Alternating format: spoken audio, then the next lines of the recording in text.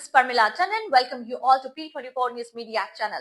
In our last episode, we heard the shocking story of Prakash Seewosaha, a respected figure in the local soccer community, who shared how he was unfairly removed from his position due to fake allegations, all rooted in racism. Despite years of dedication and service, he was asked to step down without any formal investigation. Prakash served as a technical director at the Truganina Hornets soccer club from February to April 2025 and had been coaching there since 2019, a span of over 4 years. But on the 5th of May 2025, he was suddenly told to step down. Today, in this special episode, we go deeper. We are not just talking to Prakash, we are also joined by his wife Priya Seewoosaha, because this is not just Prakash's story. This is the story of a whole family shaken by injustice. Hi Priya, welcome to P24 News Media channel. Thank you, Parmila. Thank you for having me. Yes, actually, it did affect us deeply on an emotional level and on a social level. We felt deeply betrayed by the club, especially after my husband has done so much of volunteering jobs, given so much of his energy and time into the club, sacrificing his time with us on public holidays, weekend, just to be at the club and do so much. And now, when you see the differences, why is it like they're accusing him and alleging him, putting allegations on him for things that he hasn't done? And from what I believe, what he's done is just like having a freedom of speech, which they are stopping him. Yeah. And the question is why? Why is it like the person who's standing for the truth, who's standing for kids and parents and speaking on their behalf, he's being silenced, whereas other coaches who have so many allegations by parents on them, nothing is being done by the club. Yeah. So do I take it as racism? I think so. It looks like it, definitely. He's one of the brown coaches where all the parents come to, and the other one are all white. So definitely his voice is not being heard when he's speaking the truth, whereas the other one have parents sending full complaints. One of the parents had like a letter from a psychology where her 10-year-old, 9-year-old son went to the psychologist and she sent a complaint about that coach bullying her son. Yet the president did nothing about it. Right. When my husband is standing up for it, they shoot the blame on him, saying that's none of your business, we are handling it. So many things I have question mark as to why the club is siding that other coach.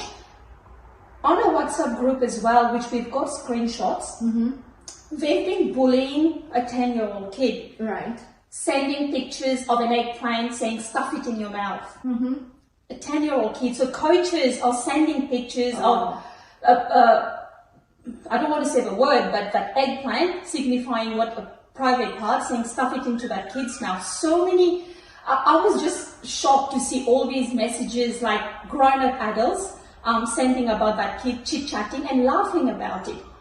So when that parent complained to the club, he conveniently brushed it off and saying they were all jokes and banter. So is his mother also taking any action on it? The mother has sent a complaint through, and she told me if I can carry that forward and ask Prakash if like she can, things can take it further. Yes, but she's not going to stay quiet. She is doing things at the moment as well. Yeah. But again, it makes you think. Kids come to football. Football can either make or break a kid, and in that instant, they've broken not one, several kids, and parents are very scared to come forward, and I don't know, sometimes maybe they feel like their kid won't get taken into another club, so they stay quiet. Yeah. But Prakash had the gut to speak on their behalf. Absolutely, yes. Being the technical director, he is doing things for them, but he's being silent by the club, and in fact they're sending allegations on him, and allegations that he doesn't even know, unless he's prompting them, what have I done? And that's basic human rights. So if someone has accused him, they need to call him for an investigation. Yeah, I want to ask here Prakash as well. Prakash, in the last episode, you shared a little bit of the story, a part of your story. this time I want to let my all other audience also know about this, that we, after Prakash's interview, we also contacted this club many times, even before Prakash's first interview also, but they denied to come on my channel and they didn't accept the invitation for my channel, and then they said we don't want to share anything at the moment. But I want to ask Prakash, being a brown is a crime. Do you think so? Well, it shouldn't be. Yeah. It's we're 2025. Yeah. We'd expect that everybody's being treated equal, but obviously it's not. Do you know what I mean? So I don't know. I can't change my color, and will never change. Yeah. I'm here. But as I said, it shouldn't be like this. Do you know what I mean? Everybody should be treated differently. My only concern is that I just want people to know out there that I'm not doing it for myself. And one more thing I wanted to ask about freedom of speech. When my husband questioned the club about how come he became a self-appointed president himself without an AGM, and how come his wife is the treasurer. So this is a conflict of interest here. So obviously he has the right to ask, being the technical director, but he's being brushed off and asked him to chill. That's none of your business. Okay, AGM, they've got the paper that they've done the AGM, but no meeting was done. So again, that's a question mark here. Are you just like tricking Football Victoria by sending them paperwork when meetings didn't happen? You can't just create a committee, make yourself the president, and also your wife the treasurer. Again, a lot of fishiness happens here where is the sponsorship money going? So much of sponsorship going into the club, but yet the president never has money. Bank account is always low. Another thing you question again, and as a parent as well who contributes to the club, that's my right to know. Mini roos on Saturdays, heavy money, mini stars, paid football on Saturdays are being done, parents are paying for it, but yet we don't know where's the money. So it's a community club that should be black and white on the table. Why is it when my husband is asking question, again, he's being brushed on the corner? So I believe independent parties, Football Victoria, Football Ombudsman should come and start questioning as to what's happening to the club. Definitely something fishy out there. So that's probably thank you to you by giving us a platform so that we can come up with these concerns, because obviously when he's been trying to say it, they've been sending accusation on him and alleging things on him that he hasn't even done. And what's the complaint? We don't even know till today. Just a letter that you've been calling someone a Karen, and as a result, we are kicking you out. No, that doesn't work this way. If he's done something wrong, call him for an investigation. Don't start an accusation and you end it on your own, just with you and your committee. And then when we ask for evidence as well, no evidence, date unknown, nothing known. So what sort of investigation is it? So technically from what I've seen it's like a group of people against my husband on his own. Did you ever felt like there was a match one day they were playing where the other football team were losing and they called you and your boys curry munchers, little overbaked cookies? There was so many racial comments sent, and the president was there and he did nothing about it. When my husband decided to say, look, this is something that I don't want my boys to grow up with, to know these things happen, because all these little boys are born here, they are all Australians. The president said, come on, let them toughen up, they should deal with it. No, they shouldn't deal with it. Other parties that should stop. Racism should stop. That's not a way of handling things. So yes, racism has been main part of our club, and as a result, I took my son out, I think last year. My little son, yes, we took him out last year because there were way too many things happening in this club. My eldest son, I just took him out, I think yesterday, because of some plays happening. Yeah. We have a community here. So this community helpful to you in this situation? Oh, absolutely. When this happened, I made sure, I had to talk it out. These things you can't keep to yourself.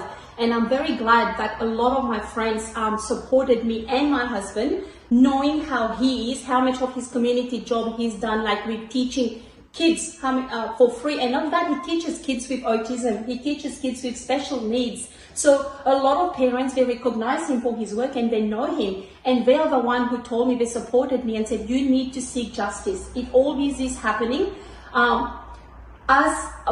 from Mauritius, but most of my friends are from India, and they said, look, we Indians here, we didn't come here as a second-class citizen. You know, we came here with the right visa, and we should fight for our rights. All moms out there who are scared to talk, they are from the club, they are so worried about what will happen if we talk, what if they kick our son out. No, they won't kick your son or daughters out, you know. So if something is wrong, we should come out and speak about it, and then these people will change. If we keep staying quiet, they'll keep doing it. So yes, my friend have told me, Priya, you know, Prakash has always done all this, you carry on as well, because I do have a right, being a paid parent from that club. Yes, I should speak up. And for him, he's been standing up for these mothers, and there are lots of single mothers as well out there, and they are scared to talk, so they were always coming to him for help. And I'm glad that Football Victoria has stepped in, and they are re-looking into the matter now. Yes, and it is good, and I'm glad that the community has supported us and him, and every day he gets called from parents, even if a club has told him to stop talking to parents. We are grown-up adults. Why he should stop talking to parents? It's not like a kindergarten school or where the teacher will say, don't talk to that kid. But parents have approached him. And that's good. Yes, and they are telling him everything that they see wrong in the club. And it looks like he's the support that they've got.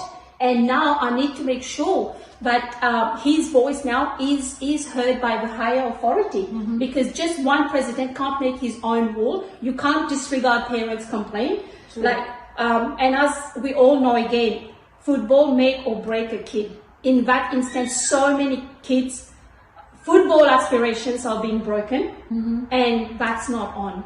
Parents should come out. I know there is a lot of parents saying, oh, we are Desi mom, you know, don't worry about it. You know, no, you should worry about it. You have to. You have to worry about it, because that's your futures, your kids' futures here. You guys came here. These kids are born here. You know, they are Australians. And this time, they have to fight for the whole life. Exactly. And we shouldn't, you know, we came here the right way, the right channel. We have a right to speak up. And yes, we do everything right here. So why do we are always scared to speak up? Exactly. And this, if we teach our children, then you have to be quiet at this situation. I think our children will also learn how to quiet on this situation. They will not react, and definitely they will suffer more in the future. Yes. And also I have a question to Prakash.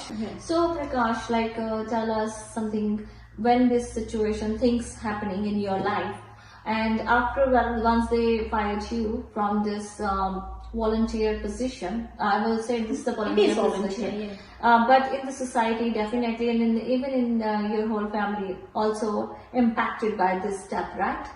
So how this impacted, like, psychologically?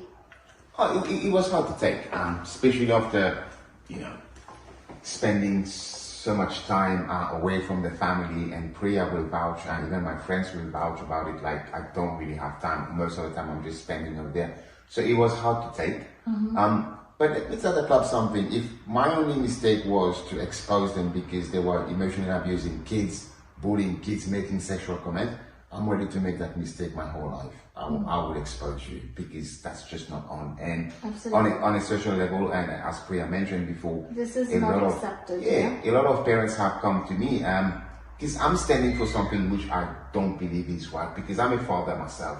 I would not like it if something inappropriate was being said about my boys. Yes, it didn't happen to my boys, but I'm not a hypocrite. I'm not going to hide. And they're like, oh, it's not my kid, so I'm okay with it. It's not okay. Yeah. So yeah, but definitely this has impacted us, yeah. He's seen a psychologist as well. Yeah. Okay. Yes. Yeah. So, he's seen a psychologist. Priya, being a wife, when these things happen to Prakash, how your life and your children's life affected? Deeply wounded by the betrayal of a club. When you think, like, so much time he sacrificed to give to the club, this happened, it emotionally turned a lot of things upside down at home. Like, sometimes when you know he's been accused the environment of at home itself wasn't the greatest. In the first few weeks, like there was always like emotional turmoil, confusion. What's next? Why us? Why singling him out?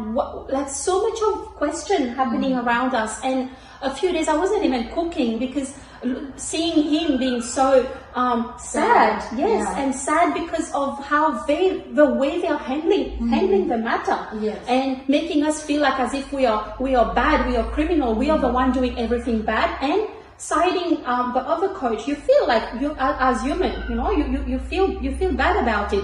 My kids were in a state of confusion. They used to love that club so much and valued their dad for the work, but now seeing how he's been painted a different image by the club, their kids sometimes they ask questions, they are confused. And but slowly with the support of our friends and the community, especially with him, he's also training in a different club where he's mentioned that to other parents. We made it public.